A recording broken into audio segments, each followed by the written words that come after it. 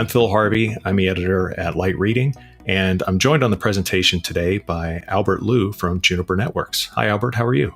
Good. How are you doing, Phil? I'm doing great. Thanks for making some time for us today. Of course. I have a lot of questions. Well, not a lot, but I have a few questions, very important questions about 5G and security.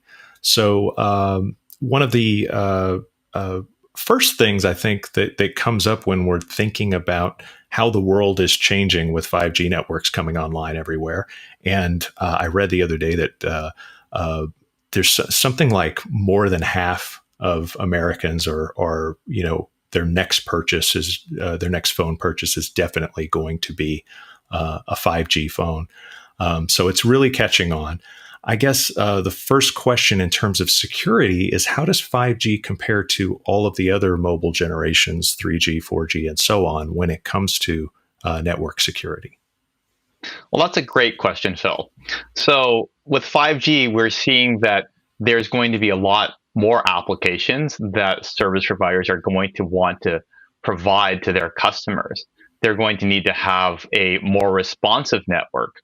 And the way that they're going to do this is to transform the network from a centralized deployment, which we've seen in 2G, 3G, and 4G, into a distributed deployment.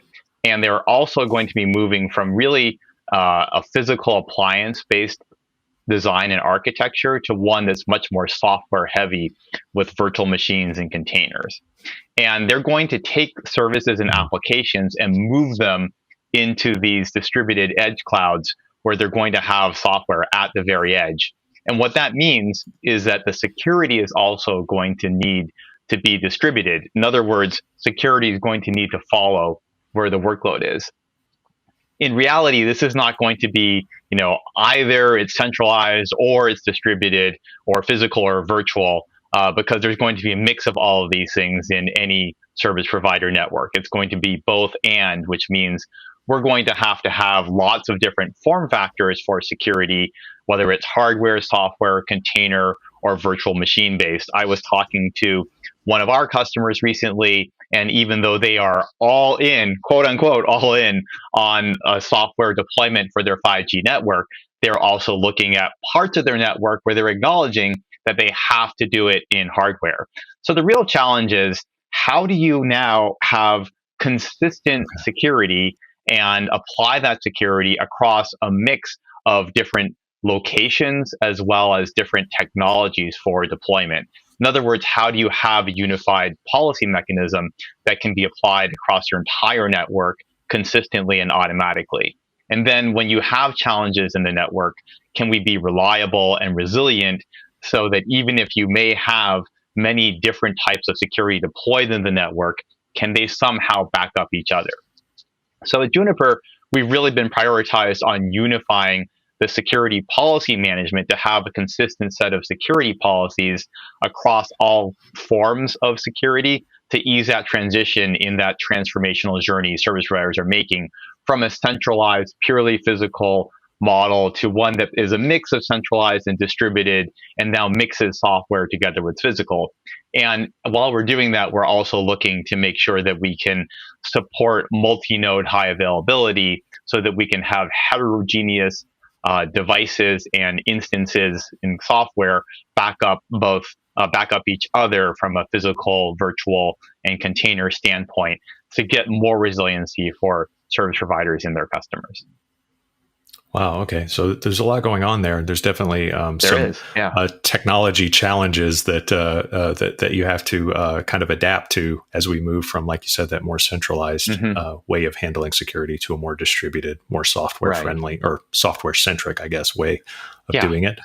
I guess one of the things I've heard about 5G networks in terms of the security side is that they allow for stronger encryption or better encryption. Is it true that traffic is automatically encrypted on these networks, or how exactly is that handled?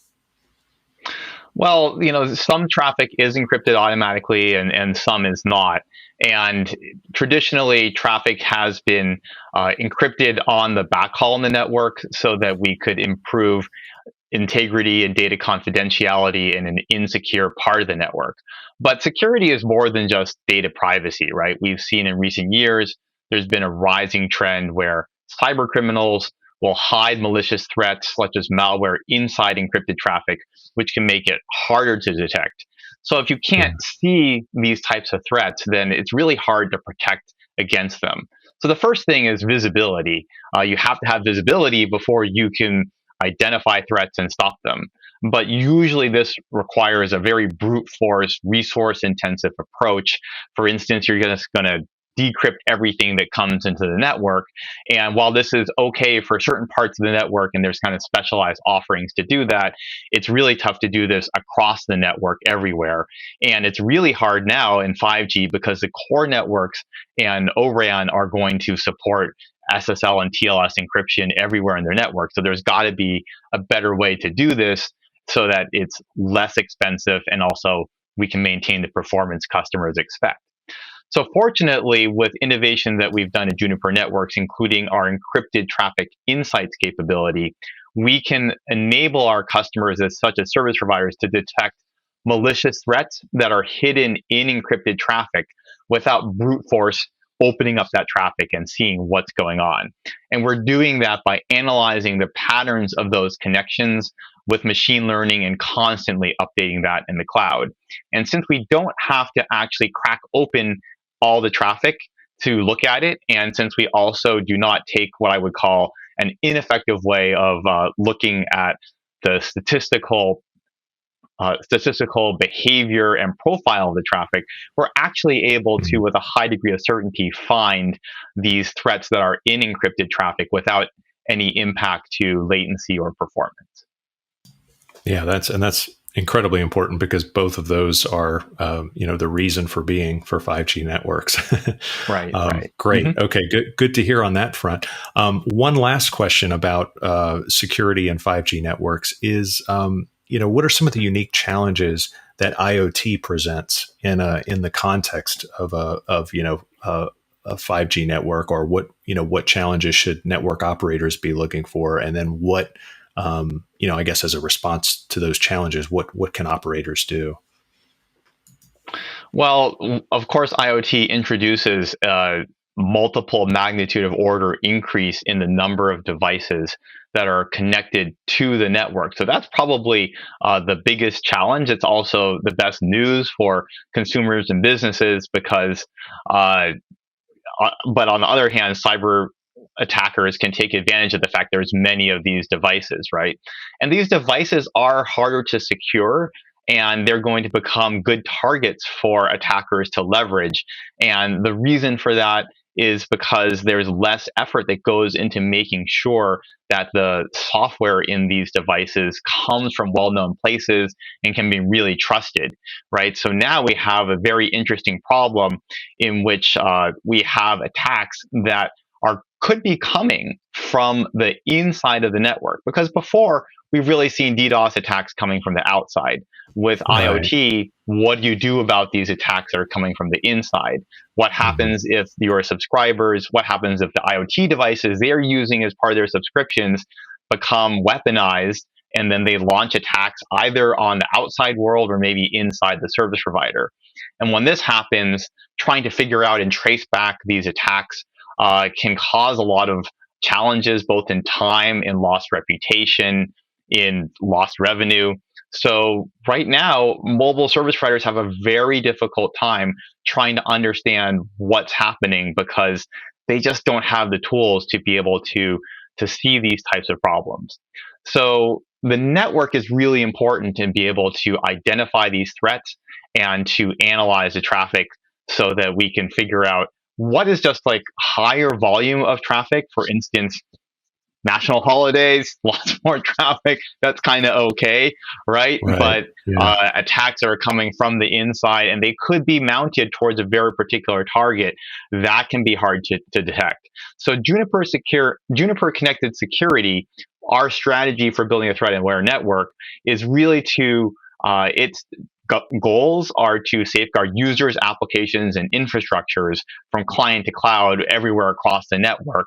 And one of the ways that we're doing this is with our DDoS solution that we have partnered with Carrero Network Security, and it can help service providers identify these inside-out attacks. We also have capabilities such as security intelligence, which can look for activities like weaponization of malware, reconnaissance, also infiltration of malware that may be coming from places that you don't expect.